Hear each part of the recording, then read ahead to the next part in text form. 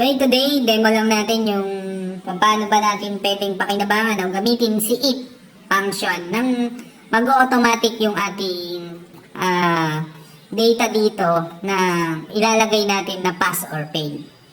Now, para simulan natin, by the way, demo lang itong grade na to at saka yung mga pangalan na nakikita natin. Ang gusto natin maipakita dito ay gagamitin natin yung if na automatic nang lalabas dito ay pass or fail. Simulan natin, equal symbol tayo. Then, type natin yung if. Then, yan, may option tayo dito agad. Pwede natin pamilihan. Pero, i-click lang natin dito yung if. Pwede natin yan i-double click or pindutin natin yung tab sa ating keyboard. So, this time, click ko lang yung tab. Yan, nagkaroon ng open parenthesis. Then, pupunta na tayo sa logical test. Alin ba yung itetest natin na row dito? O cell. So, ito tayo, yung may grade. So, yung katapat. Then, ano yung condition natin? Na itong B2 na to, ano yung gagawin natin? Kapag yung B2 ay equal sa 75 or greater than 75, kasi yung grade, di ba, ano yan eh? Tawag dito, 75 and above or up to 100 yung pasado. Kaya, ang gagawin natin ngayon dito ay greater than ang ating ilalagay or equal to 75. Then, comma tayo. Then, na-enter agad natin.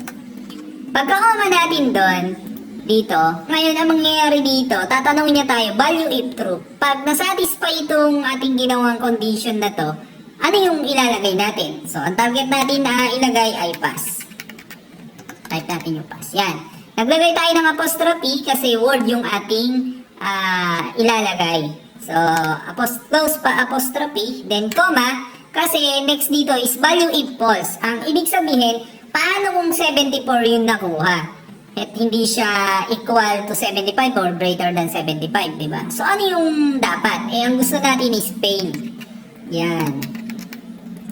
So, ngayon, ilalagay natin yung fail. Sorry, nalimutan natin dito yung apostrophe sa una. Yan. Then, apostrophe ulit, then close parenthesis. Ito yung formula natin ngayon dyan, na kung saan, kapag halimbawa nakuha niya is 70, hindi na natin automatic, hindi na natin manually itatype yung fail o itatype yung pass. So ito, idadrag lang natin kasi paano kung maraming data na kailangan pass fail yung ating ilalagay. Enter natin, yun. Nakalagay dito, fail. By the way, idrag lang natin to para makover ito lahat. Malalaman natin sino bang pasado, sino bang bagsak.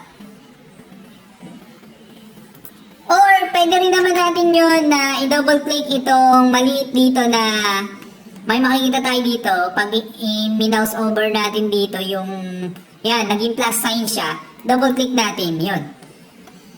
Lalabas na ngayon, naka-automatic na yan na ma-identify na niya kung pasado o bagsak. So, testing natin pag naglagay tayo 75 kung anong mangyayari. Dapat pasado yan. So, yun, pass. So, kung maglagay tayo dito ng 90, pass yung lalabas. Kung gawin natin itong 85, magbabago to, pass. Kung gawin naman natin itong 69, yun, fail pa rin dapat yan. So, yun lang kung paano gamitin natin ng simple yung ating if function at marami tayong pwede paggamitan sa if function. Isa lang yan sa pinakita natin na common nating pwedeng paggamitan niyang if function. Salamat!